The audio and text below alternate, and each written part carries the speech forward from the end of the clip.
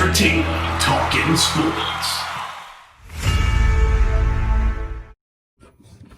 What is going on, football fans? Back at it with another New York Giants video. And in this video, I'm going to kind of recap what the New York Giants did this offseason. Now that we've had 5 weeks to kind of really analyze and see where the New York Giants are at in terms of their offseason moves. And the way I'm going to assess this is I'm going to talk about the moves that they made this offseason to try to make this team better.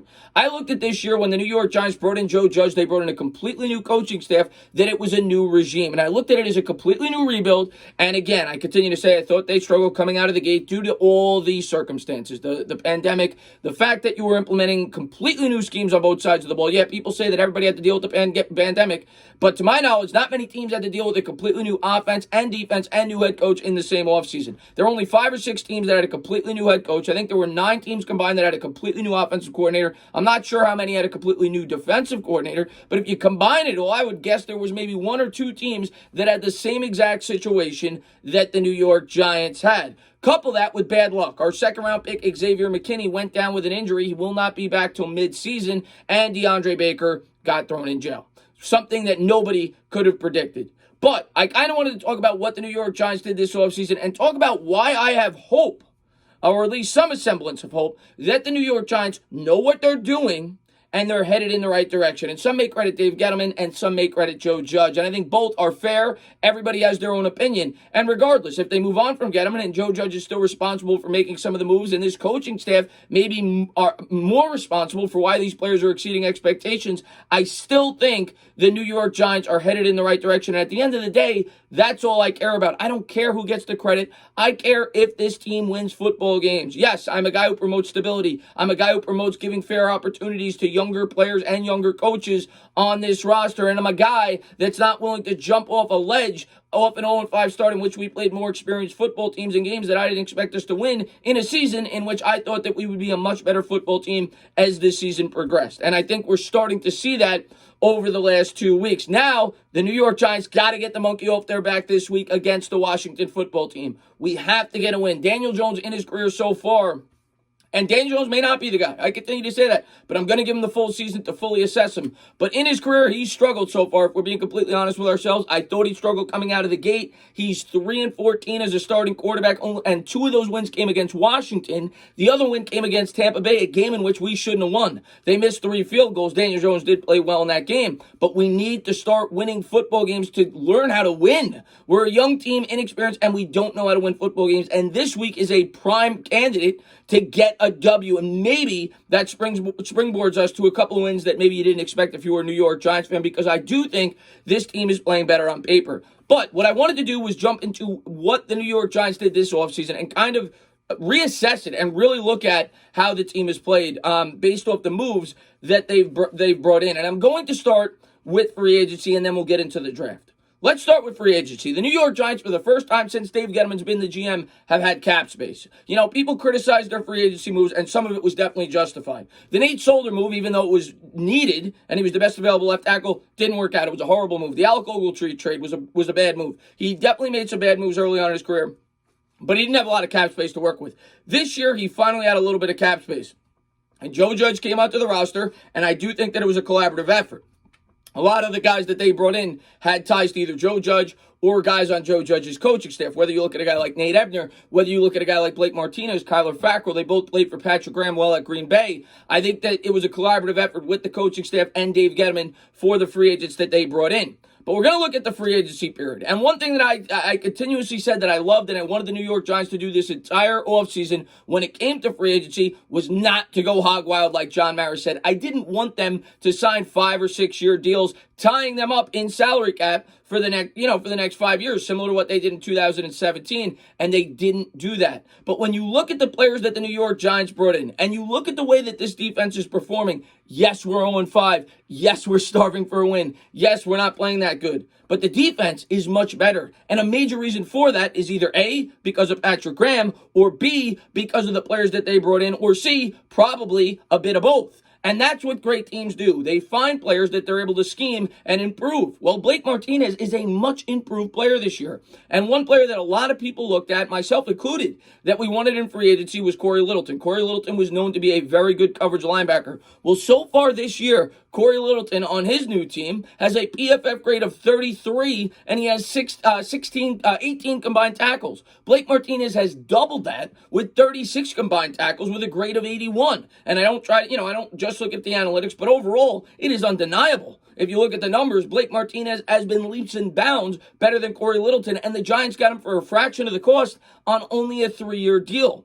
So I don't know how you could criticize them there. Then when you look at the cornerback position, another position that the New York Giants were widely discredited with, they said that we overpaid for James Bradberry. James Bradberry's been the best player on this football team. He's been one of the best cornerbacks in football. You look at the job he's done against some of the wide receivers that he's gone up against, it is insane. The New York Giants have only surrendered one 100-yard receiver all year, and that was CeeDee Lamb last week, and he was not matched up on him. Amari Cooper had 23 yards. He completely locked him down. He's locked down pretty much every receiver he's gone up against. He also has a forced fumble, a tip ball that resulted in an interception, and an interception in his own right. And we signed him to a 3-year deal in which people said we overpaid. I always loved the length of the contract and thought he'd be a good fit here. I didn't think he'd be this good. He's got an 86 PFF grade. A guy that a lot of people thought that we should go after was Byron Jones from the Dallas Cowboys. Byron Jones signed a 5-year deal, a record-breaking contract for a cornerback, and so far this year, he has 5 combined tackles. I think he's only played in 3 games and a PFF grade of 56. So far through 5 games, they're 2 premier signings. I don't think the New York Giants could have done better at either one of those positions, and they got him on cost-effective deals, which to me signifies that this front office knows what they're doing, or at least the coaching staff, if you think they're more responsible for the moves. Regardless, the New York Giants had a strong free agency period, and that's not even jumping into the smaller moves, guys like Kyler Fackrell, who has definitely exceeded expectations with the contract we signed him to, getting Marcus Golden on a very cheap deal. Yes, I know he hasn't played much, but nobody thought we'd be able to get him back on the deal that we did, and bringing Logan Ryan in on a very cost-effective deal. So overall, I think the Giants did a great job. Now, the one guy that you could point to who's doing a phenomenal job with the Cleveland Browns, and a guy I really wanted, was Conklin. But if you're being fair, going into the year, you didn't know that Nate Solder was going to opt out. And it's obvious, in my opinion, that the New York Giants knew all along that they were going to be drafting a tackle. So you already had $20 million tied up in Nate Solder, and they thought they were going to be starting him, being that he had a dead cap of, like $16 million. I completely understand knowing that they were going to be drafting a tackle, not bringing in a guy like Jack Conklin. So in terms of free agency, I think they hit it out of the park, and you can look at that as a good or a bad thing. They hit it out of the park, yet they're still 0-5. But if you look at the New York Giants schedule last year and you compare it to this year, 4 wins last year is like 6 or 7 wins this year. I think the Giants could still win 3 or 4 games this year and be a much improved team. Last year, like I said, they beat the Bucs in a game they shouldn't have. They missed 3 field goals. They beat Washington, who was even worse than we were, twice. And they beat the Miami Dolphins with Eli Manning at quarterback. So the New York Giants played a very soft schedule last year and still only had 4 wins. With all the factors piled in and the schedule that we had, I knew it was going to be uphill sledding this year for the New York Giants. And if they win 3 or 4 games, I think they're a much improved team, as crazy as that may sound, headed in the right direction. And we need to hope and pray that this team gets better over the last 11 games. In terms of the draft, like I said, the second round, you can't bash them. You couldn't expect an Xavier McKinney injury before the year started, and most people thought that was a very good value pick when the New York Giants brought him in.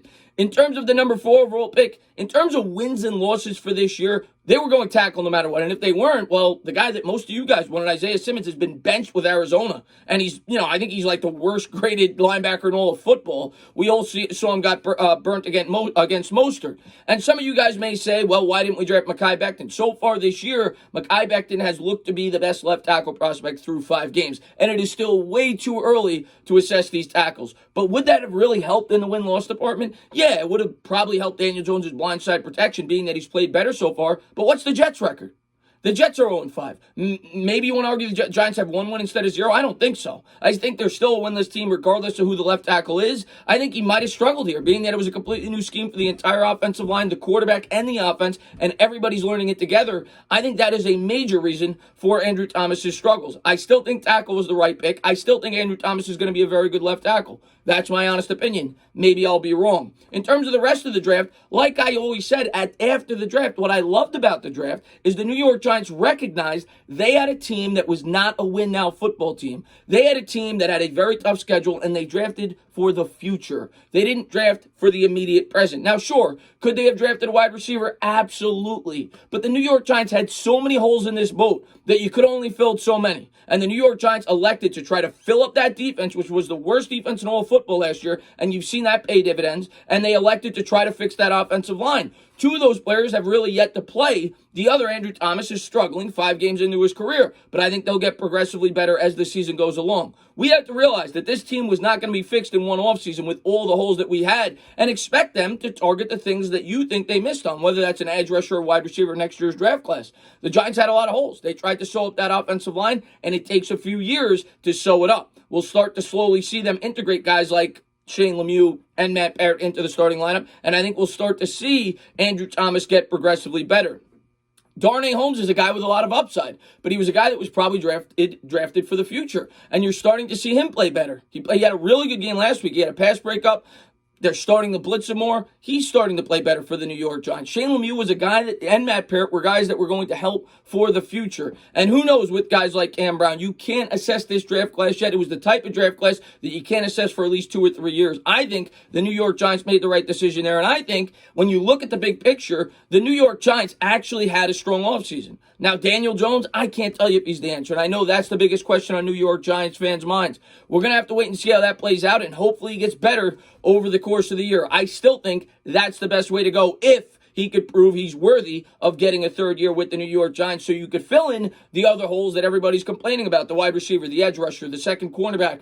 The Giants had a lot of bad luck this year, yet the defense is still playing better than many of us anticipated with Baker going to jail and Xavier McKinney going down. I think there's reasons for optimism, but this fan base will not become optimistic until such time they see the New York Giants learn how to win and start putting some W's on the board. That's the way I look at it. I'm as sick as you guys when it comes to losing football games. Believe me, I hate coming on here and talking about loss after loss after loss after loss. This is part of what comes with it when you have a rebuilding football team with all the challenges we face this offseason and everything else. Next year, I think this team will be much better, and over the course of the second half, I still firmly believe this New York Giants football team will be much improved, and I think we're getting our first W this Sunday. As always, guys, if you liked what you watched, please subscribe, drop a comment, maybe give me a little thumbs up. Cheers.